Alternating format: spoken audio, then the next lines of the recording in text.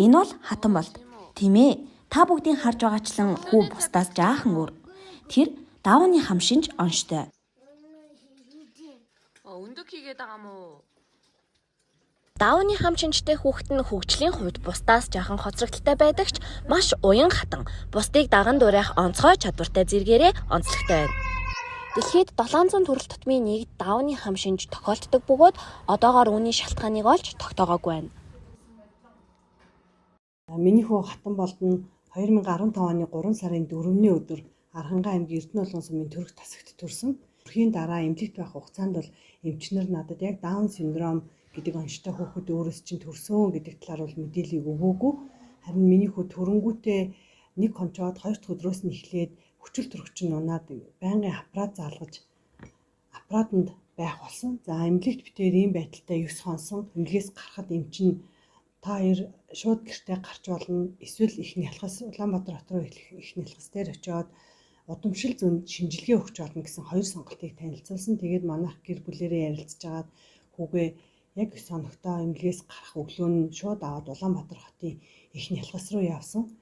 За их нялхас дээр очиод хүлээж авсан эмчин надаас шууд Арангайгаас ирсэн Даун синдромтой хүү хаана байна гэд тэр хүүхэд ирэх ёстой гэд их нялхасынхаа мэдээлэл авсан өөдөөс шууд асуусан. Тэгээ тэр үед нь би гайхаад мэдгүй яг миний хуулийн тийм онцтой гэж надад эмчнэр хэлээгүй гэд би хүүгээ тэрврээд нэг зүрхний эмч дээр ороод үзүүлсэн чинь зүрхний эмч нь шууд ингээд зүрхнийх нь нөхөг хийнгүүтээ өө гайгүй хүүхдээ штэ харьцангуй зүрх нь ерөөсөө цоорхоо морхоо асуудал биш ямар ч байсан та хоёр нэг 20 насалчнаа гэд хэлсэн. Тэр үед би сонсоод бүр айгүй эвгүй байдалд орсон. Яг юу гэсэн үг юм болоо.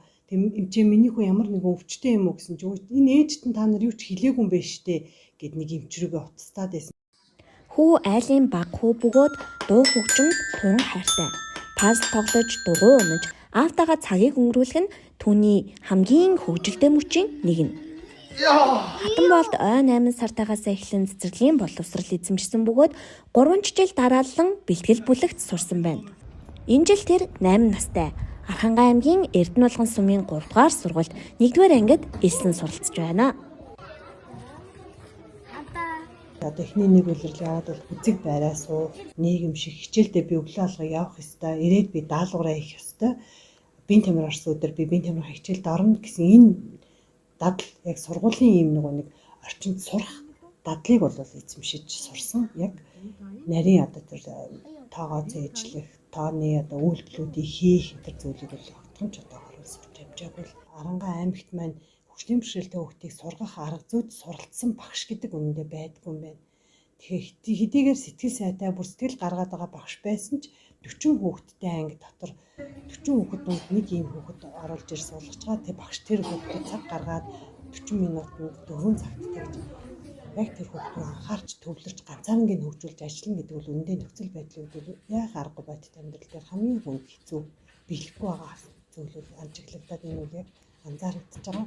Хэдийгээр би хүүхдтэй өөрт нь тусгайлсан хөтөлбөр болох яг цагаан толгой өсгүүдийг хэрхэн яаж заах вэ гэдэг нэг бүрчлэн аргачлалын бичсэн тусгайлсан хөтөлбөрийг Улаанбаатар хотоос мэргэжлийн багшаас нь аваад авчираад багшд нь өгсөн ч гэсэн яг тэр хөтөлбөрөөр миний хүүхд хичээлгэж байгаа хүндрэлтэй байгаа юм. Энэ багшд ч байгаа асуудал биш.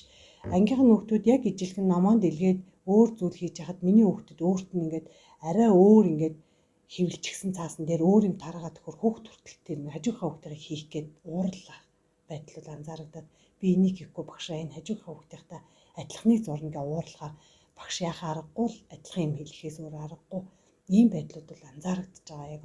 За Монгол улсын хэмжээнд ерөнхий боловсрал болон сургуулийн өмнөх боловсрал хамрагч байгаа нэг хөгжлийн бэрхшээлтэй хүүхдүүд маань ойролцоогоор нэг 8800 гаруй суралцагч боловсролын хөгжлийг авч байна. Тэгээд ер нь Дауны синдромтой хүүхдүүд буюу хромосомын өөрчлөлттэй хүүхдүүд бол за ерөнхий боловсролын сургуулиуд ойролцоогоор 160 хүүхдтэй, сургуулийн өмнөх боловсролд бол 123 хүүхдтэй боловсролд хамрагдаж байна. За Архангай аймгийн хувьд бол ерөнхий боловсролын сургууль 2 суралцагч, сургуулийн өмнөх боловсрол буюу одоо цэцэрлэгийн насны 6 хүүхд суралцж байна. Одоо ингээд давхарж бичнэ гэдэг чинь уул нь буруу биш. Ер нь давхарлаад бичих хэрэгтэй.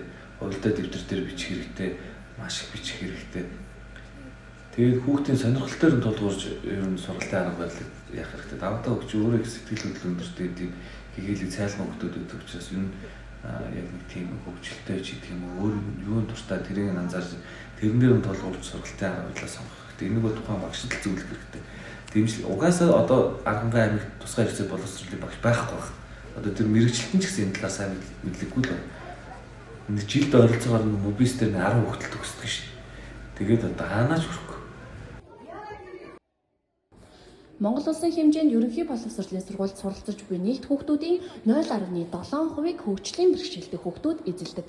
Эдгээр хүүхдүүдэд зориулсан төсвийн 3%-ийг зарцуулдаг бөгөөд энэ нь энгийн хүүхдүүдэд зарцуулагдах зардлаас 3 дахин их дүү юм. Гэсэн ч энэ зардал нүдэ олж байна уу? Улсаас тусгай хэрэгцээт хүүхдийг тэг шамруулан сургах хөтөлбөр хэрэгжүүлдэг. Энэ нь багш тухайн хүүхдэд зориулан ганцаарчлан төлөвлөгөө боловсруулж ажиллах юм. Ингэж ажиллаж байгаа багшид цалингийн 10% нэмэгдэл олгодог. Гэхдээ зөвхөн хүнд хэлбэрийн оюуны бэрхшээлтэй хүүхдэд л энэ хамаарна. Үүний жишээ нь Аранхай аймагт 161 хөгжлийн бэрхшээлтэй хүүхэд ерөнхий боловсролын үйлчилгээ авдаг бөгөөд ганцаарчлан төлөвлөгөөг батлуулсан 24 багш л тус нэмэгдлийг авдаг. Бид тэг шамруулах боловсролын асуудлыг сүүлийн жилүүдэд ихээр хөндөн ярьж байгаа ч энэ мэд хөгжлийн бэрхшээлийг хүнд хөнгөнөөр нь ангилж байгаа нь өөрөө ялгуурлаж буй хэрэг юм. Архангай аймагт 72 жилийн түүхтэй Монгол Улсын боловсролын их сургуулийн харьяа Архангай багшийн сургууль бий.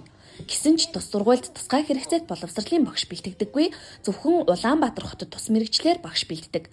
Бэлтгэгдсэн багш боловсон хүчин хөдөө орон нутагт ажилдаггүй. Мөн тус мэрэгчлийг сурталчлах ажил огтоос хийгддэггүй байна. Хэдийгээр хөдөө орон нутагт амьдарч байгаа хөгжлийн бэрхшээлтэй хүүхдийн тоо харьцангуй цөөн хэдий ч бидний анхаарлаа хандуулах сэдв яах аргагүй мөн.